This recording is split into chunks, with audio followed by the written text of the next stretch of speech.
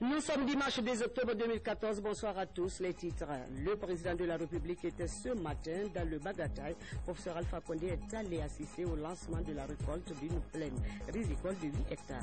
Et puis la lutte contre la fièvre Ebola en Guinée passe d'abord par le traitement des malades dans les différents centres de traitement Ebola. Le centre de traitement de Conakry a déjà traité 112 personnes. Enfin, on parlera de la culture du Moringa qui est en bonne voie sur les îles de Freetown.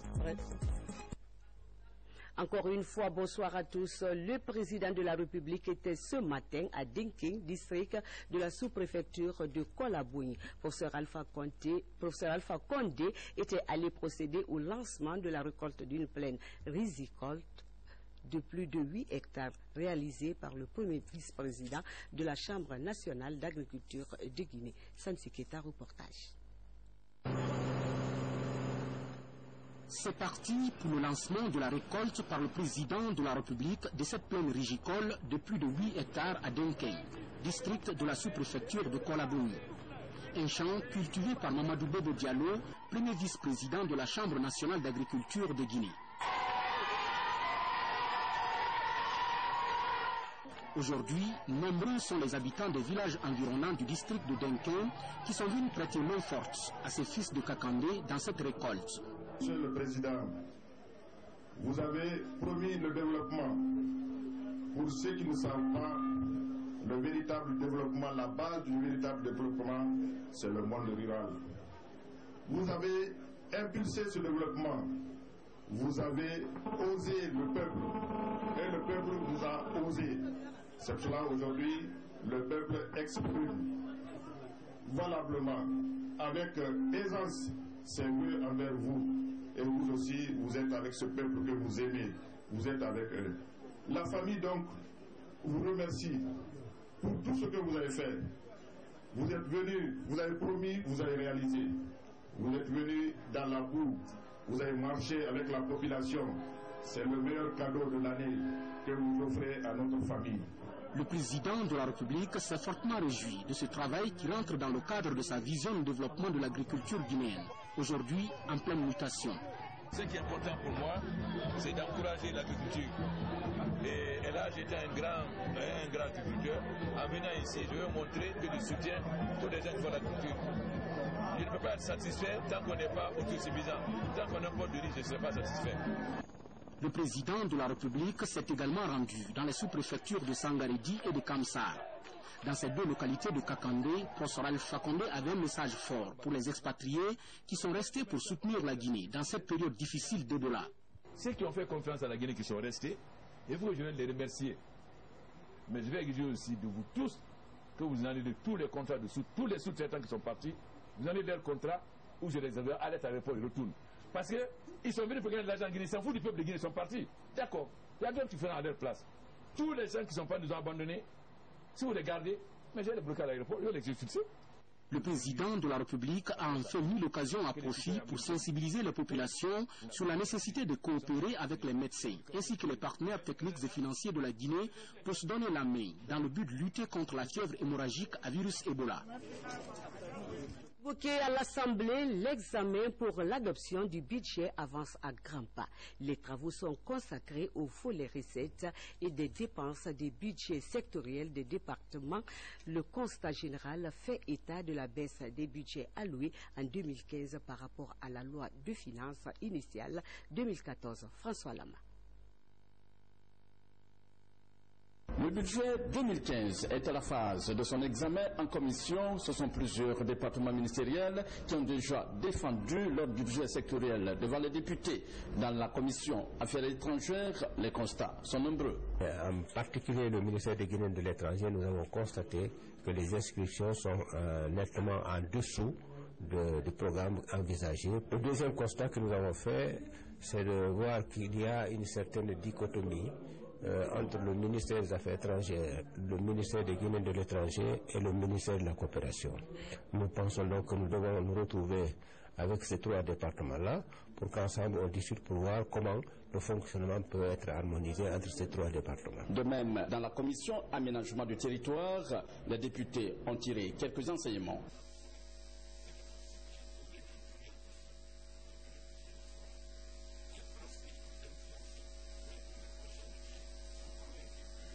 Ce sera l'occasion pour nous de poser les problèmes de nos mandants. Dans la commission mines et industrie, le président de la commission a fait état de quelques inquiétudes formulées par les députés. Pour ce qui est du ministère du Tourisme, nous avons constaté qu'il ne bénéficie pas d'investissements adéquats. Il y a le problème aussi de la concurrence déloyale. Sobragui en souffre énormément. Le ministère des Mines et de la Géologie, on a constaté qu'on ne dispose pas de laboratoire. Il y a une entreprise, Forigaria Mining, qui n'est inscrite dans aucun registre du ministère des Mines, qui exploite le minerai et qui le transporte à l'extérieur sans aucune autorisation. Ils sont nombreux, les départements ministériels qui ont plaidé pour l'augmentation de leur budget sectoriel. Notre stratégie au niveau du ministère de la Jeunesse et de l'Emploi des Jeunes, c'est de voir comment orienter nos efforts vers l'auto-emploi, comment développer l'entrepreneuriat chez les jeunes pour une meilleure inventivité pour que ces jeunes puissent se prendre en charge. Nous avons demandé aux honorables députés de nous aider à avoir des moyens pour continuer les réformes que nous avons engagées au sein de notre département. Il n'y a pas beaucoup de recettes actuellement avec la fièvre Ebola et tout ce que nous avons dans le pays. Nous sommes satisfaits de notre budget. Nous avons plaidé pour un accroissement des recettes et des dépenses pour que les fonds ambassades puissent fonctionner normalement et à plein régime. Les travaux se poursuivent et l'étape de l'intercommission démarre lundi prochain. Coopération de ce journal avec la signature de 2 protocoles d'accord avec la France. L'un porte sur le financement de 5 millions d'euros et le second sur l'attribution du marché pour la construction et l'exécution d'un centre de traitement Ebola à Macenta. C'est le ministre d'État en charge des Finances et l'ambassadeur de France en Guinée qui ont signé les conventions. Boubacar Ba signe ce reportage. Isoler Ebola et non les États. Ce slogan qui a fait le tour du monde a été bien entendu par la France, qui non seulement est restée fidèle aux acquis de la coopération avec la Guinée, mais elle vient de mobiliser 5 millions d'euros pour la construction d'un centre de traitement Ebola à Macenta. Cette filiale de l'Institut Pasteur de France sera réalisée par la Croix-Rouge et Croissant-Rouge française. Un protocole d'accord sur la mise à disposition du financement de la France et l'attribution du marché pour la construction du centre et son exécution a été signé ce samedi au ministère des Finances par l'ambassadeur de France et le chef du département des Finances. Un centre de formation sera mis en place pour le personnel de santé où des équipes viendront pour accomplir ce travail. L'éducation professionnelle, un engagement sur la prise en charge des personnels soignants, et si on n'a pas dans les centres de traitement des procédures appliquées par des hommes et des femmes qui permettent de prendre en charge en toutes conditions de sécurité sanitaire les personnes qui sont suspectées ou qui sont des cas confirmés d'Ebola, vous n'avez pas un véritable dispositif de lutte contre l'épidémie. De l'avis de la Croix-Rouge, la mise en place d'une cellule de traitement de l'Institut Pasteur à Donka sera opérationnelle à partir du 15 novembre prochain. Ce financement de la France, qui rentre dans le cadre des avantages liés à l'annulation de notre dette, s'inscrit en droite ligne des clauses liées au CD2, entendez contrat de développement et de désendettement. L'ennemi commun qu'on a aujourd'hui en Guinée, c'est Ebola. Ce n'est même pas la lutte contre la pauvreté. Ebola est venu surclasser cette grande lutte. Donc tous ceux qui vont essayer de nous accompagner dans ce domaine, nous pensons que c'est ceux-ci, les amis de la Guinée. Donc la mise en place de ce centre de traitement à Macenta va concourir de façon accélérée et rapide à la prise en charge de ces malades. Signalons que les travaux de construction et d'exécution du centre Pasteur de Macenta s'étendront sur 9 mois à partir de novembre 2014. Je le disais en titre, la lutte contre Ebola en Guinée passe d'abord par le traitement des malades dans les différents centres de traitement Ebola du pays. Le centre de traitement Ebola de Conakry enregistre 112 personnes sorties guéries. Mais comment se fait le traitement médical dans ce centre? Élément de repose dans ce grand format de Adiatou Baré, lu en studio par Habib Cham. Suivez. Au cœur de l'hôpital Donka se trouve le centre de traitement Ebola de Conakry, un espace réservé pour la prise en charge des personnes contaminées par le virus Ebola. À sa rentrée, des dispositifs sanitaires. Il s'agit d'un thermoflash pour la prise de température et d'un kit de lavage des mains Dans ce centre, les personnes sont admises après une opération de triage. C'est un service qui est là pour faire la différence entre les malades qui doivent être admis et les malades qui ne doivent pas être là. On pose beaucoup de questions. On a beaucoup de questions. Nous avons des questions, par exemple, des notions de voyage, des notions de contact, plus la fièvre et quelques pathologies associées à la fièvre, telles que la diarrhée, les vomissements. Dans l'isolation aussi, on a deux catégories d'isolation. Nous avons les suspects et nous avons les suspects probables. Et nous avons des confirmés qui sont à l'intérieur. Dans les tentes séparées, les patients sont répartis en fonction du résultat de leur test. À l'intérieur, on aperçoit des personnes testées positives du virus Ebola. Aujourd'hui, nous sommes à un nombre de 27 patients, parmi lesquels 24 sont confirmés et 4 sont encore suspects et on attend connaître leurs résultats bientôt ou demain. Et parmi ces 27, nous avons 4 enfants. Le traitement des malades d'Ebola est pour l'instant symptomatique selon les médecins. Face au risque de contamination qu'ils courent, les médecins se protègent à travers cette combinaison de protection individuelle avant de consulter les malades. Notre travail, c'est de partir au niveau des malades confirmés pour voir comment est leur état. S'ils ont besoin, il y a un traitement qui est planifié, on essaie de les remettre les produits qu'il faut. Et s'il y a des plaintes, on les donne les produits. Ou bien s'ils sont sales, on les lave, on change les habits. Et ceux qui ont besoin de prise en charge psychosociale, parfois on intervient, on les rassure. Le soutien moral des familles à travers des visites sécurisées concourt également au traitement des patients. Cette tente est réservée pour la visite des parents sans risque de contagion. Nous favorisons vraiment cela parce que un malade qui ne peut pas se déplacer, parce que nous savons que ce sont des malades qui sont très asthéniques et des fois ils sont incapables même de soulever la main d'eux-mêmes. Et pour montrer comment la psychologie est très importante, il arrive des fois que nous autorisons les parents d'entrer à l'intérieur du CTE bien protégés pour pouvoir échanger avec le malade afin qu'il sente qu'il n'est pas abandonné par la famille. Installé en avril dernier pour une durée de 6 mois, le centre de traitement Ebola de Conakry a admis 836 personnes, dont 291 cas confirmés. Avec un personnel médical mixte de 300 personnes, le centre a pu guérir 112 personnes à ce jour. Bientôt, il sera délocalisé sur le plateau de Koloma. Après son installation, ce centre pourra abriter une centaine de lits, annonce la coordination nationale de riposte à Ebola. Merci donc à notre reporter Adiatou Bari pour cette immersion au centre de traitement Ebola. Et puis les Konakrika se mobilisent à travers des lectures du Saint-Courant et la sensibilisation pour vaincre la fièvre hémorragique à virus Ebola. Vendredi dernier à Kaloum, le Premier ministre a présidé la cérémonie. Yassila était de la partie. Voici son compte rendu.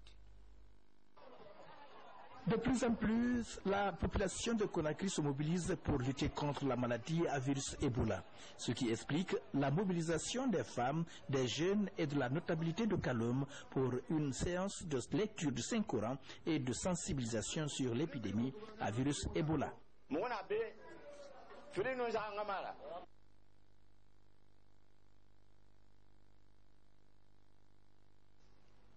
Nous remercions le gouvernement pour avoir pris toutes les dispositions afin d'éviter la propagation du virus Ebola. Parce que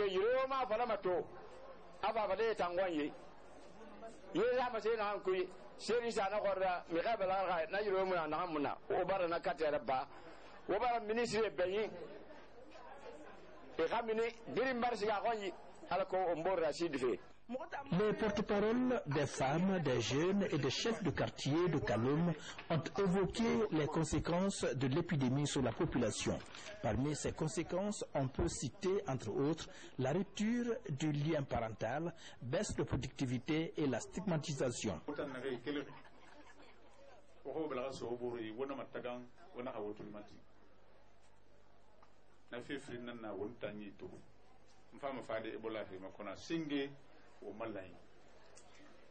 autant Guinée Halani, à la cour, Hamé Fankala. On a la Bama à Singé, on a fait un Womboruma, on a fait un Womboruma. On a fait un Womboruma, on fait une nana. Il fait qu'il y ait un Wotinira, il y a un Womokuira. Wotima Misera, Woboro Hadari Makanta. Des Mutima Yari, le Hokirik. Après, il y a des Ongles Woulé Fora, à nous Woulé à Mefi. Nanam, on t'a dit pas tant que tout. La lutte contre l'épidémie à virus Ebola se poursuit et la contagion des nouveaux cas baisse d'intensité selon les responsables de la coordination. Le Centre islamique de Donka a servi de cadre ce matin à une conférence débat sous le thème « La lutte contre les épidémies en islam » organisée par l'Association des femmes pour l'appui aux actions de développement de la première dame de la République.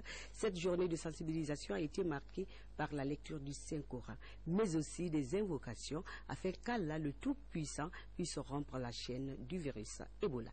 Ali Badra Kondé. C'est une conférence de sensibilisation sur la lutte contre la fièvre hémorragique à virus Ebola avec toutes ses conséquences économiques, sociales, culturelles et religieuses dans le pays. Elle est initiée par l'Association des femmes pour l'appui aux actions de développement de la première dame de la République, Adja Diéné Kondé. L'association procède à la lecture du Saint-Coran, mais aussi à des invocations afin qu'Allah, le Tout-Puissant, puisse aider les Guinéens à bouter cette épidémie hors de nos frontières.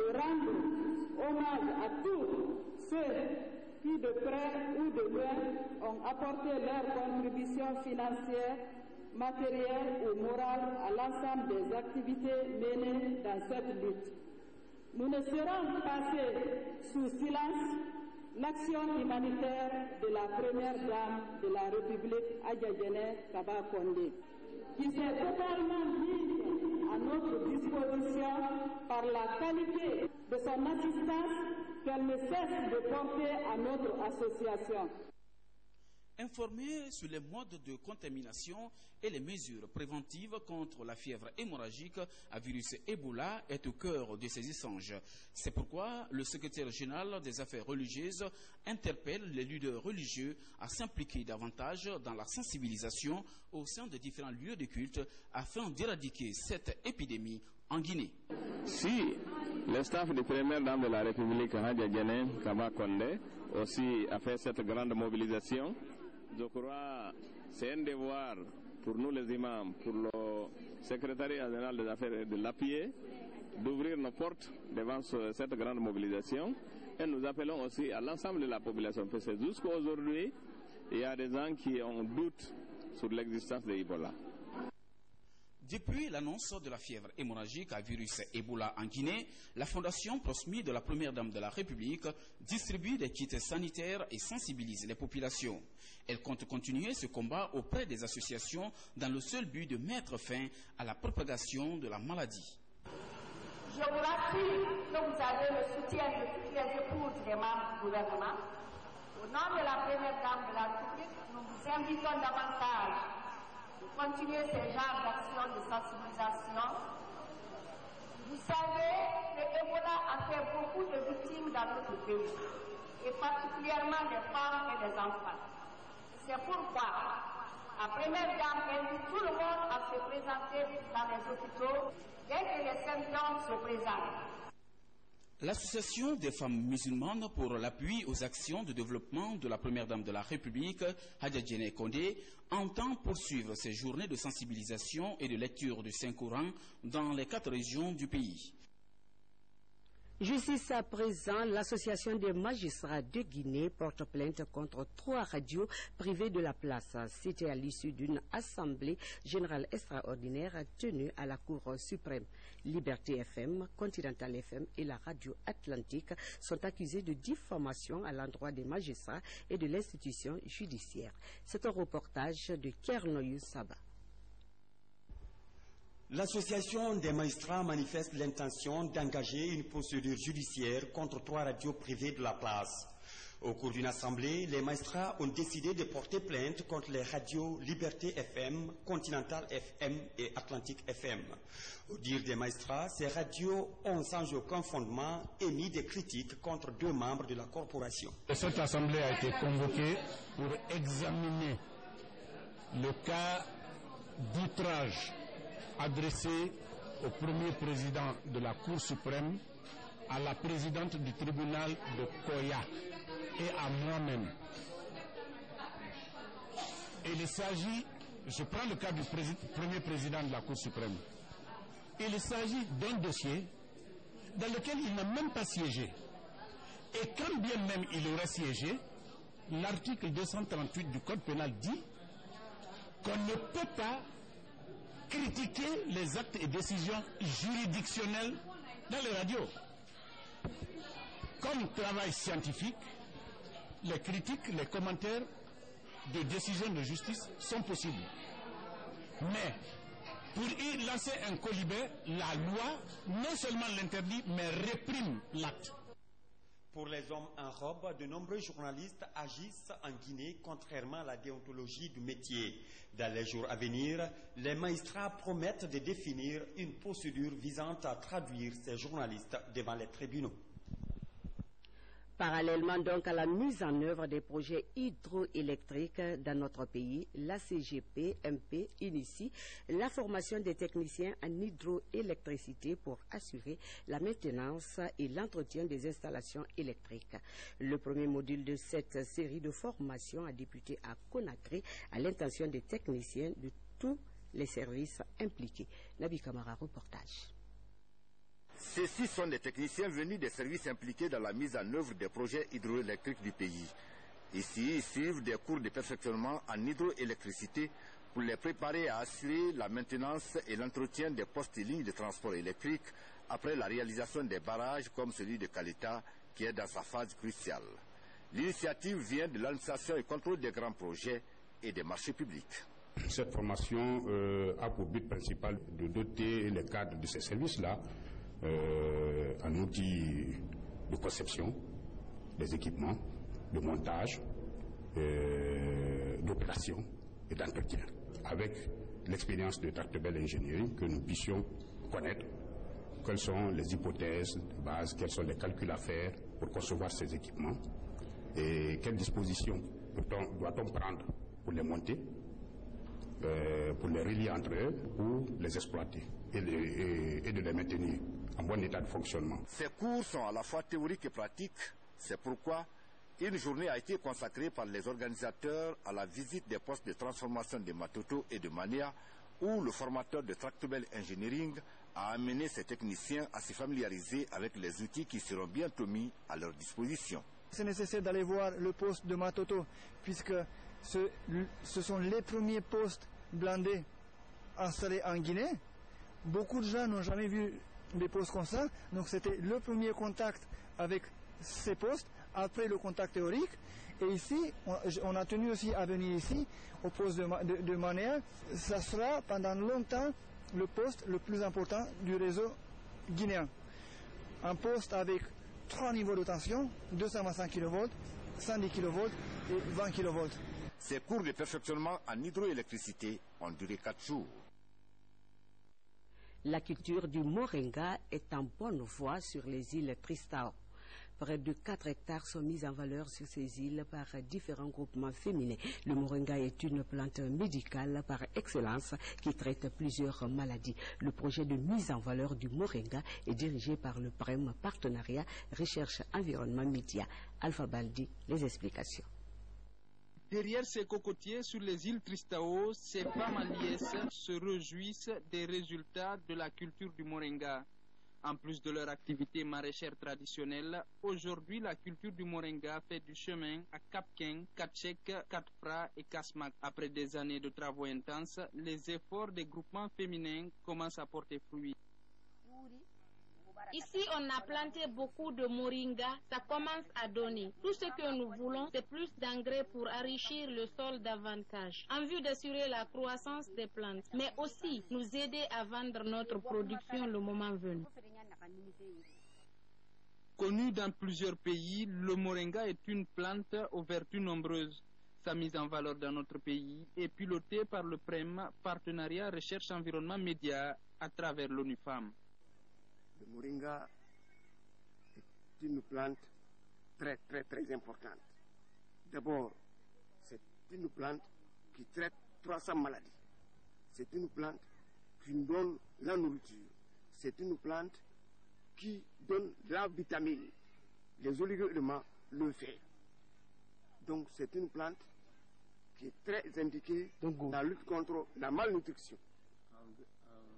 En général, je dirais que nous pouvons être satisfaits, nous pouvons être convaincus, peut-être que après les conseils et quelques observations que les techniciens diront aux différents groupements, j'espère que ça va réussir beaucoup plus dans l'avenir. Avec ce projet de mise en valeur du moringa dans cette zone du pays, le PREM entend contribuer à la réduction de la pauvreté au sein de la couche féminine. Hors de la Guinée et plus précisément au Burkina Faso, la confusion règne toujours dans la gestion de la transition. La société civile et l'opposition exigent de l'armée le retour du pouvoir aux civils. À Ouagadougou, les acteurs politiques et les représentants de la communauté internationale et de l'Union africaine tentent de trouver un terrain d'entente. Suivez. Tant de monde que prévu sur la place de la Nation, rebaptisée pour l'instant Place de la Révolution. Dans la capitale burkinabé, Ouagadougou, des milliers de manifestants ont répondu ce dimanche matin à l'appel de l'opposition pour une transition démocratique. L'opposition réaffirme la nécessité d'une transition consensuelle qui prend en compte toutes les composantes de notre société. Nous disons bien toutes les composantes de notre société. Une fois le discours terminé, les manifestants sont plus directs. L'armée doit quitter immédiatement la scène publique. Les plus grandes démocraties du monde sont gouvernées par les civils. Il n'y a pas de militaires. La manifestation est en marche. La médiation internationale présente au Burkina Faso se met au diapason. Conduite par l'ONU, l'Union africaine et les pays ouest-africains, cette délégation demande qu'un civil conduise la transition sous peine de sanctions. La mission a engagé tous les parties prenantes à œuvrer pour le respect des droits humains pour que la gestion de la transition se fasse dans un contexte de respect des droits individuels, des choix individuels. La mission de concertation s'est entretenue avec la hiérarchie militaire et le lieutenant-colonel Isaac Zida, devenu chef de l'État du Burkina Faso. Il a assuré avoir bien compris le message et rencontrera dans les prochains jours les partis politiques de l'opposition. Yamoussoukro, la capitale politique de la Côte d'Ivoire, est la terre d'accueil de l'ancien président burkinabé. Blaise Compaoré y est favorablement accepté par la population qui se souviennent des efforts de pacification de l'ancien médiateur de la crise ivoirienne. Suivez ce reportage de nos confrères d'AITV. Par un mouvement, par un signe de vie derrière ces grilles.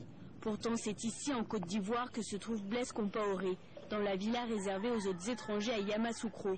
Les Ivoiriens sont plutôt accueillants à l'égard du président déchu du Burkina Faso. Yamoussoukro rime avec la paix.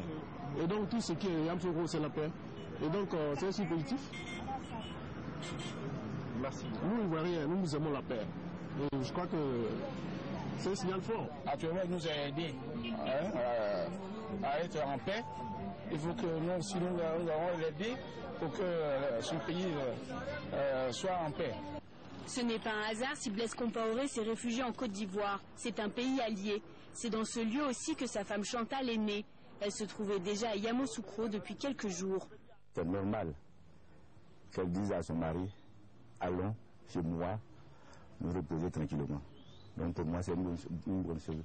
Et ils sont déjà bien accueillis.